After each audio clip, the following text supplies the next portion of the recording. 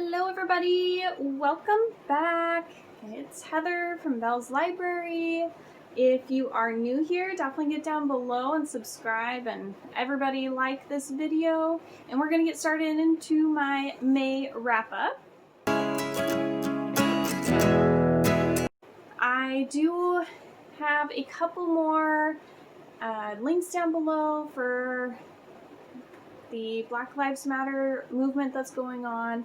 So take a peek down there. We've got some petitions and some Black booktubers that we can support in this community and show them the love that they need right now and for always. So let's get into my wrap up. So this month I read 11 books. I did read one of the books twice on audio, and so 10 different books, but 11 in total is the stat there. I read 2 5 stars and 4 4 stars and 4 3 stars. So it was a pretty good month. I would say, you know, we didn't have anything lower than a 3, so that's really good. And 3 for me is still a good book. It just didn't have anything super extra wonderful that made it a little bit better than, you know, just the average, I guess. I still enjoy 3 stars. I just don't think they're like gonna be one of my favorites, or there's nothing like extra in the little details that make it more to me to make it a 4 or 5. So I also read 3 adult books and 7 YA, and it was split in the middle with my audio versus my physical / ebooks, 5 and 5. I had a mix of a bunch of different genres going on. These numbers aren't going to add up quite right for you guys because some books I consider a mix of genres. So I put 2 mystery thrillers, 3 contemporary, 3 fantasy, 1 magical realism, 3 romance, and 1 sci-fi. So I had a lot going on. And if you guys don't remember or you haven't watched it yet, you can watch my May TBR. I was doing a tic-tac-toe game with Weeby Bookins Book Club. And I completed 8 out of 9 of my prompts on there. And so I almost filled up my whole entire tic-tac-toe board. I got really close. I did end up changing one of the books that I had originally thought I was going to use for the prompt to a different one, so we'll talk about that in a minute. And then I just couldn't fill in that last prompt. I just didn't have enough time towards the end, and I had filled in a couple other books, and it just didn't quite happen there, but I still read, 11 books, so that's really good. So let's get started into it. The first book that I read this month was Love in Other Words by Christina Lauren, and I loved this book. I gave it 5 stars. I started out this month really, really strongly. My first 2 books were 5 stars. So if you guys don't know, Christina Lauren is a author duo, Christina and Lauren. So this book follows 2 timelines. One where the main couple is in high school, and one when she is like 11 years older, and I think she's like 28 or 29 or something.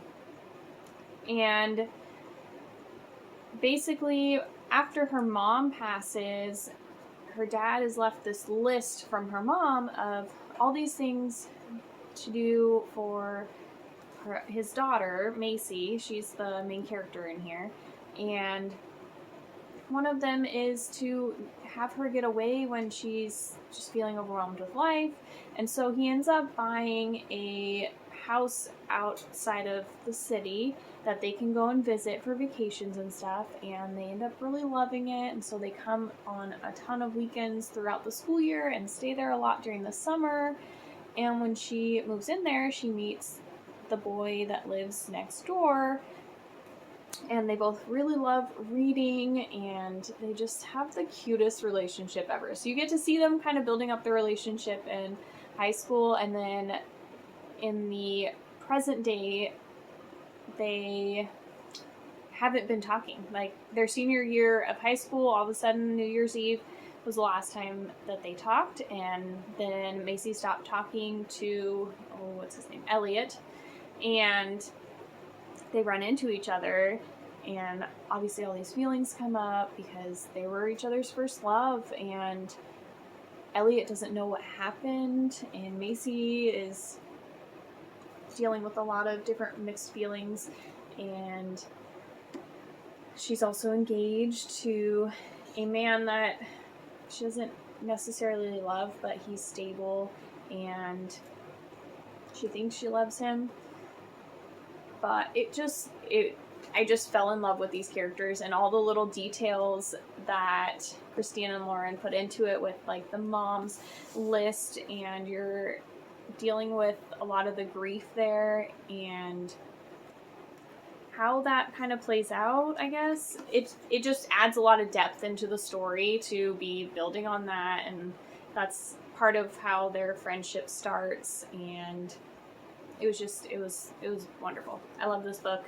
Highly recommend. 5 stars.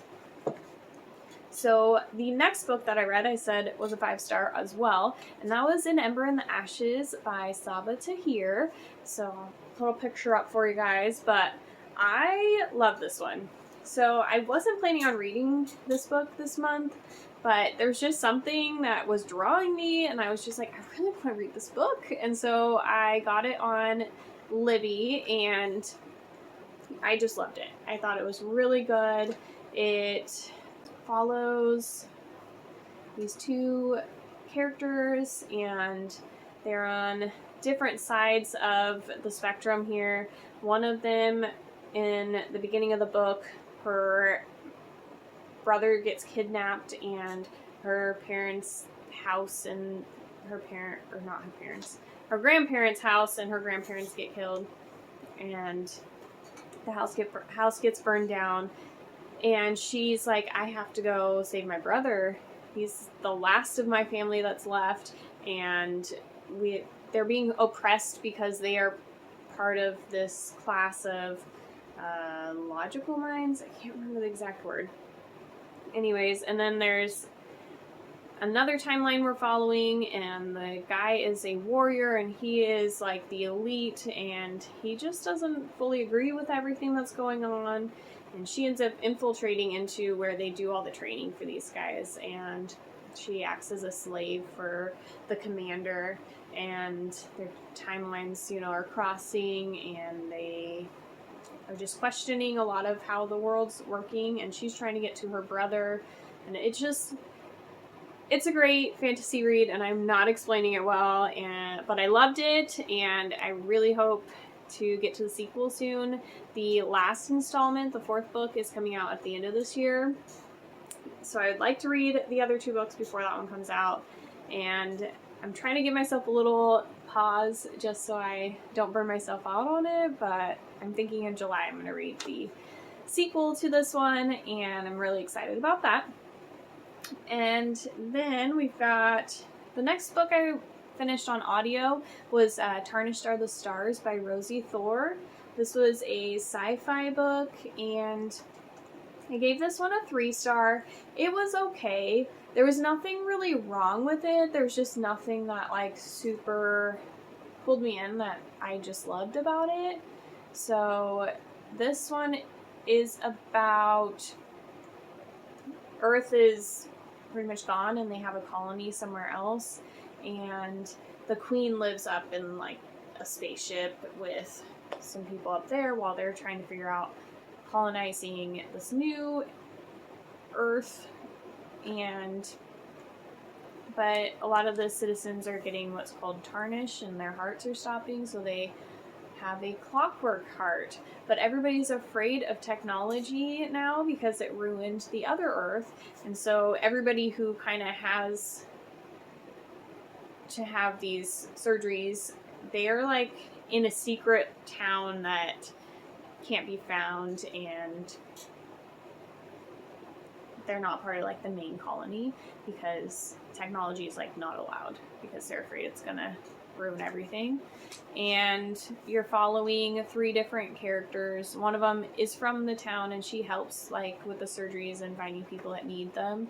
and one of them is the main commandant's son, and he isn't well accepted of his father, and he thinks that if he goes and finds the other girl, that he can win his father's, not trust, but like he can make him proud. And then we also have Eliza coming down from the spaceship. She's the Queen's eyes, and she's coming to spy on everything that's going on, and so the Queen basically can come and try and take over and see what's happening. So we have a few different kind of people we're following, and it was good. It just wasn't like anything extra. So that's just what I got on that one. The next book that I read was Alex Approximately. This one's also by Jenn Bennett. I do have one on my TBR of hers this month too. And this one was another 3-star for me. This one was really cute. I flew through it pretty quick. It follows 2 characters. One, gosh, I'm so bad at names. So this girl is moving to California, and she's been talking to this guy online, and he lives where she's moving, but she doesn't want to tell him because she's not sure if he's like a creeper or something.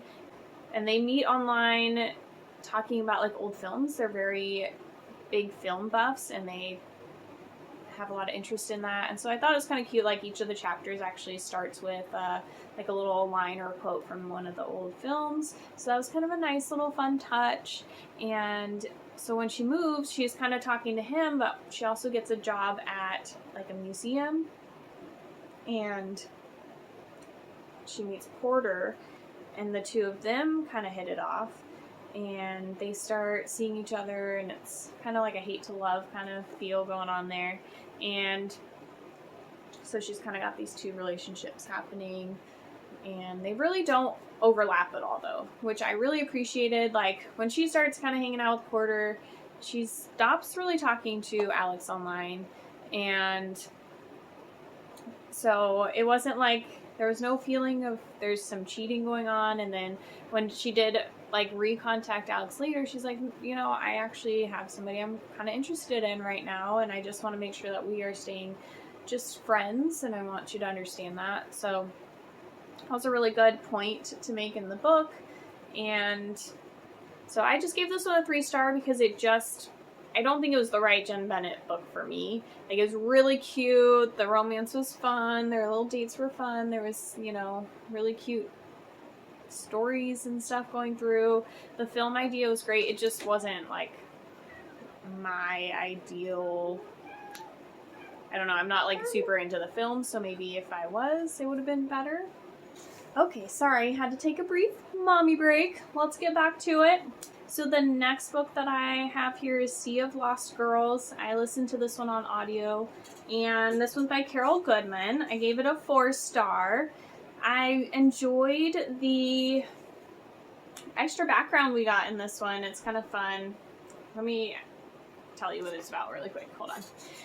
So this follows Tess, who goes to pick up her son in the middle of the night, and then a few hours later, when the morning comes around, the police come around, and her son's girlfriend has been murdered and found very near where she picked him up. And they go through cycles of suspecting the... Sorry, the kitty's getting my thing all shaky. Yeah. So they go through cycles of suspecting the son and her current husband, and just a bunch of different lines of suspicion. That's not a word. So we also have some flashbacks from Tess. So a lot of the book is also centered around some of the history of the school where Tess works. And she went to school, and Rudy currently goes to school, and her husband works at this school too. And so we have some flashbacks to when Tess was going there. And then also Tess is following and finding out more about the background of the school in general and some things that Lila was uncovering that could have been getting her into some trouble too. I found that to be kind of something that made this story a little bit more interesting and why I gave it more of a 4-star. There definitely was some good twists and turns kind of bringing you through the story and who had actually done it and all of that, but I also found it very interesting how they added in that history of the school and how that kind of mashed in there, and I found it to be intriguing. So the next book that I read this month was Spinning Silver by Naomi Novik. You guys can check out in the cards here, and I'll link it down below. I actually did a reading vlog on this book, and you can hear more of my thoughts there. But briefly, this follows 3 different girls, Miriam, Wanda, and I can't remember the last girl's name. Miriam ends up taking over her father's money lending business and kind of collecting the debts, and she starts making a lot more money than her father really could, and then Wanda comes to work for them. Words are not working right now. Just watch the reading vlog. It'll give you more information. I rated this one 3 stars. Simply, the writing just was hard for me. It was a really, really beautifully written. It just was a little too descriptive and flowery for me, and I would get lost in the story sometimes or be struggling to move through it. So I did like the storyline and how that was presented. I thought it was very interesting. It just felt like it dragged a little bit for me and was a little bit just hard for me to follow. So I think it honestly was just some of the writing. It just went over my head. I struggled a little bit with it there, so that's the only reason, but I really think that a lot of people could enjoy this book, and I think it really was gorgeously written. It just wasn't my ideal read. The next book I have here is 8 Perfect Murders by Peter Swanson. So this is a mystery thriller, and, well, it's not really a thriller. It's more of the mystery side of things. And we're following Malcolm. He owns a bookstore, and he used to be a big blogger as far as mystery books go, and he wrote this article years ago called 8 Perfect Murders, and it was 8 different books that had the perfect murders that you would get away with, and the FBI show up at his bookstore present day and say, I think that somebody's recreating these murders. Do you know what's going on here? And they kind of question him about that. So he starts investigating. You start learning more about his life, yada yada. I don't want to give too much away because this one had a pretty good twist at the end. It definitely got really interesting, especially like you think like you're kind of done, and then it was just like, oh, okay, we went there. All right. Yeah, the very, very end definitely threw me. I was like, oh, I did not expect that at all. So I gave this one 3 stars. I thought about giving it a little more because the twist at the very end was like something I wasn't expecting, but I just feel like the rest of the story was just okay. It was nothing like super different or interesting or anything that like super blew me away. So it was good. I definitely am not sad I read it. It just was good. So next I have A Million Junes by Emily Henry. This one I gave 4 stars. I very much enjoyed this book. It has a little bit of romance, a little bit of magical realism, kind of a contemporary feel. I don't know, I kind of lumped it into a few things. Let me grab this one. So, A Million Junes by Emily Henry here. This one follows June O'Donnell, and she and Saul Angert. So the O'Donnells and the Angerts are 2 families that they don't get along. They can't be near each other. They feel like if they're near each other, something bad happens.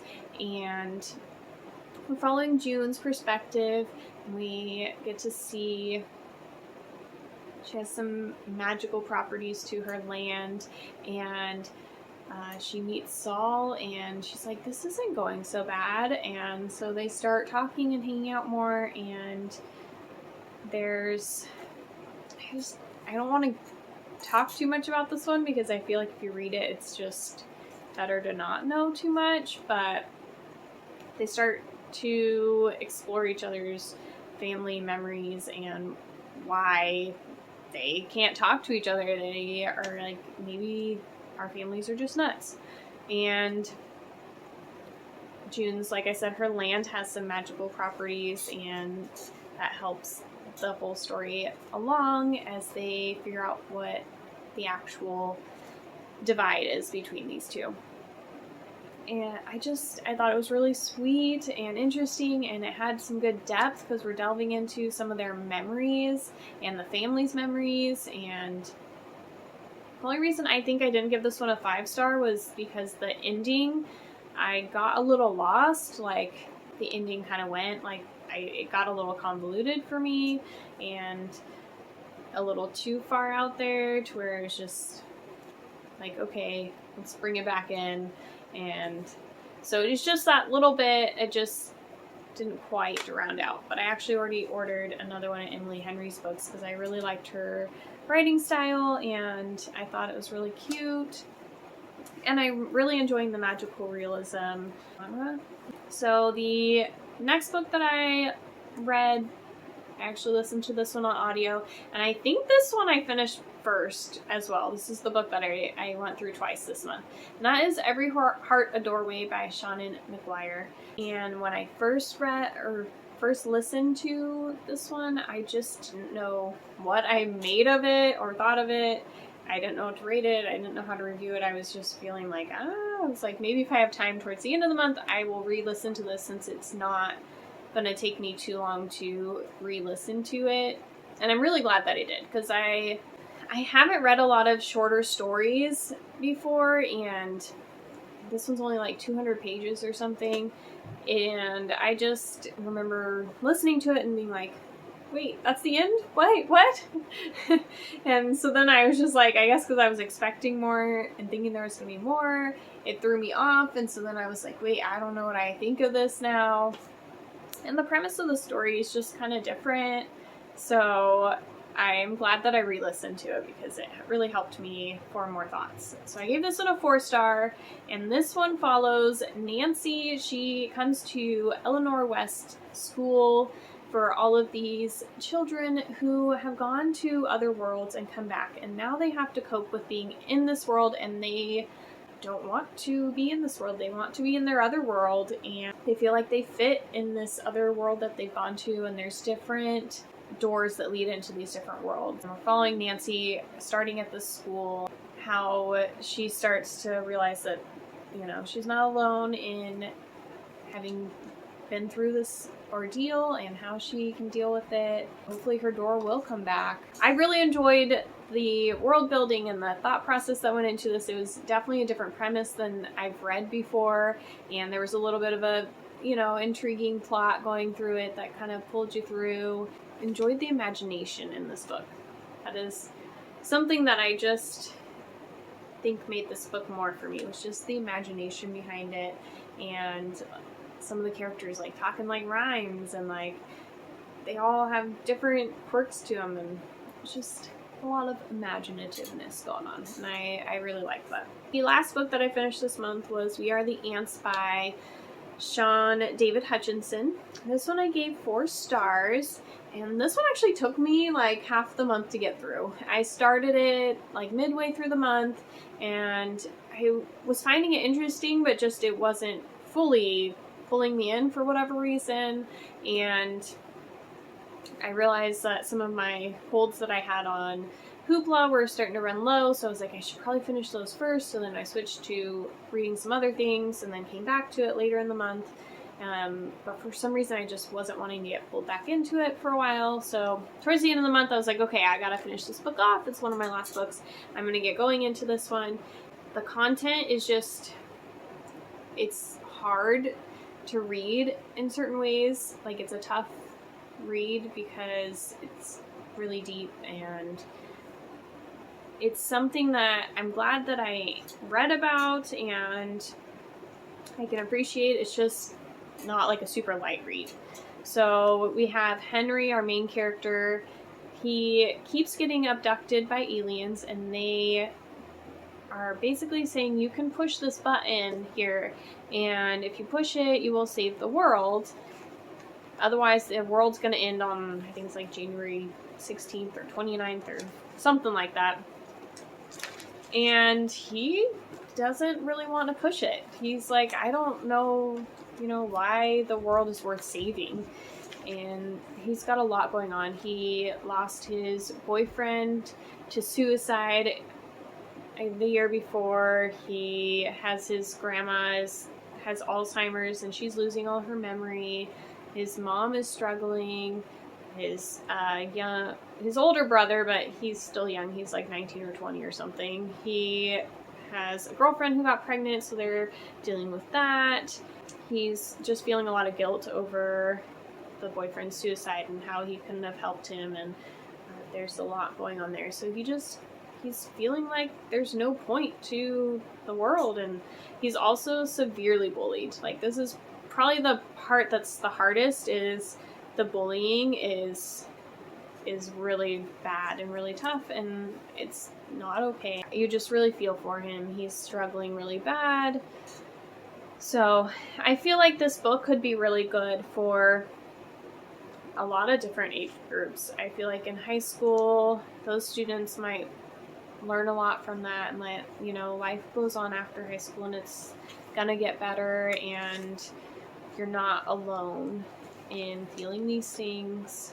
And so I think that is really good. But then even at my age, I'm 30, and I feel like this is really good insight into how, high school students may be feeling and what's actually going on. And we don't always remember exactly how that feels when we aren't in high school anymore, and we're not dealing with the pressures of being a teen in today's society and all the bullying and all of that going on. So I give that one a 4-star because I just think the premise is really, really a good one to have out there. I think it's an important read, and it was a good story. I really enjoyed, especially like the last 100 pages. I started really flying through, so I kind of really got into it. It just was really deep and hard to read sometimes.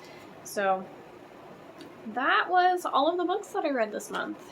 Let me know what you guys read. What's your favorite book this month? And I will catch you guys soon.